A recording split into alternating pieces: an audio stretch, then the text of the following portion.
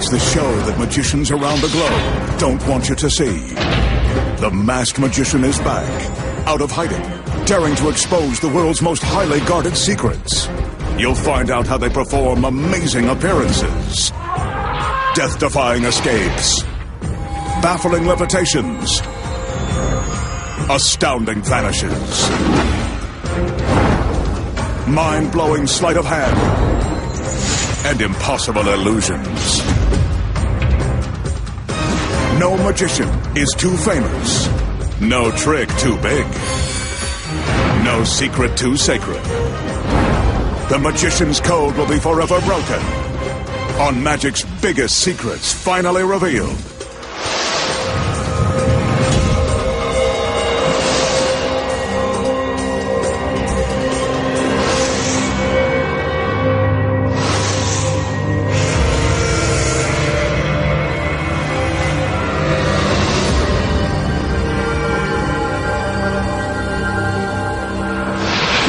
Tonight, the masked magician pulls back the curtain and exposes the secrets too, making a gorgeous girl vanish in a giant game of three-card Monte.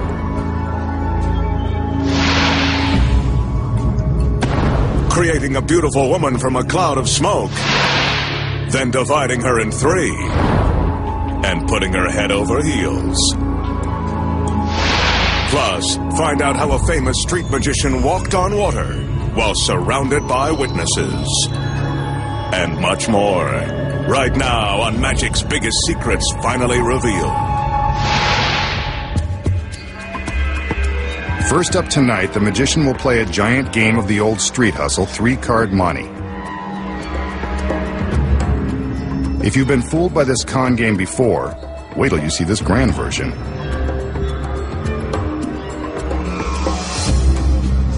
He's got these three tall stools, big cards, and instead of a regular queen of hearts, he'll use this lovely princess. Let's see if he's the king, an ace, or the joker.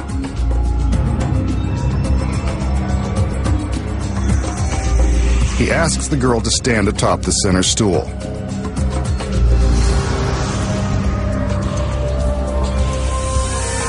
Helping him with the cards are two more members of his harem. They send hearts fluttering too. The magician places one of the large cards in front of the girl, hanging it from the proscenium arch of the small stage. Now for another card.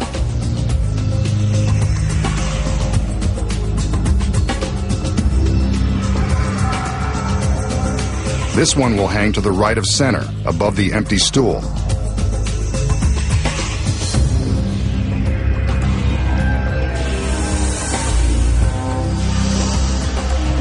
Now for the third and final card. This one hangs in front of the empty stool that's to the left of center. Three stools, three cards, and one girl standing behind the card in the center. Right about now, a street hustler would tell you to follow the lady, so let's do. The magician removes the center card to reveal the girl, but she's gone. We must have been mistaken. I bet she's behind one of the other cards. The magician replaces the center card, and he seems as baffled as we are. Let's go to the right. He moves this one, and she's not there either. I guess we were mistaken. Well, there's only one other place to look.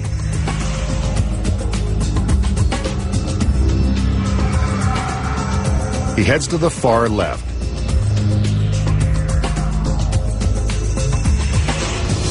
She's not there. So he removes this card from the equation.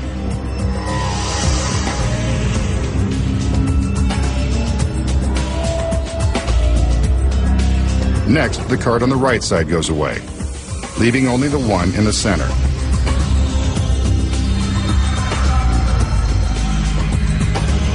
There's no question that the girl must be here.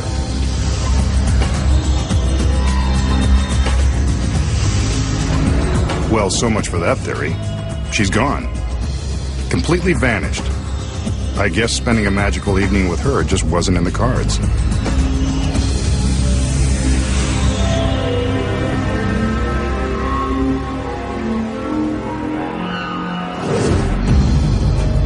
So, how did the magician use a life-size game of 3-card monte to make his assistant disappear? Here are the secrets. The first one is hidden behind this large proscenium arch.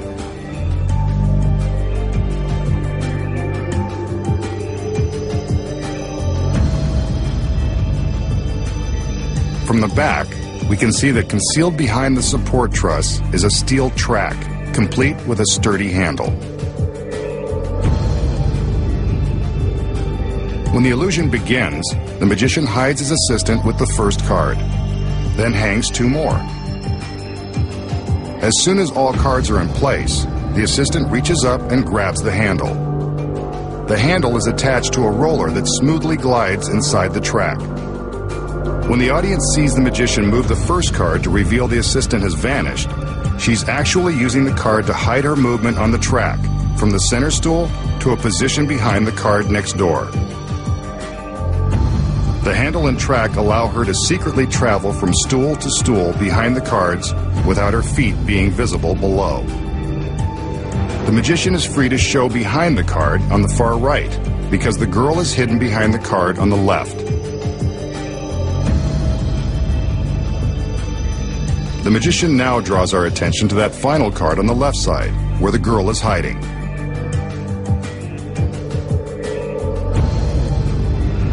But where is she?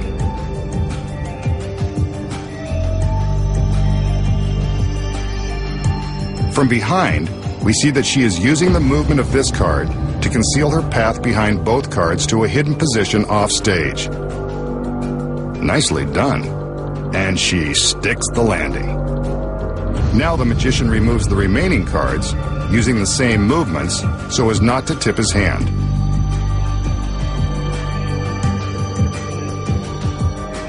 And now you know the secrets to cheating at this giant game of 3-card monte. Next, the magician has a mystical and magical twist on an experiment you might remember from science class. This one uses a large plastic drinking glass. As we can see, it's empty. So far, but not for long. The magician plunges the glass into the bucket of water and fills it. Well, it's more than half full and less than half empty for those of you who care. Watch. He takes a piece of ordinary cardboard and places it over the mouth of the glass. Next, he turns the glass upside down. Some of the water spills out, but the cardboard seems to be holding the water inside the glass. I remember this. Something to do with a vacuum. Bet he can't take the cardboard away. A little magic, he can take the cardboard away. And the water stays inside the glass. Now that's a good trick. Watch again. The count of 3, and the water is released from its magic spell. Nice trick, Masked Man. Makes me wish I paid more attention in school. So, how did the magician turn a classic science experiment into a magic trick that defies the laws of physics?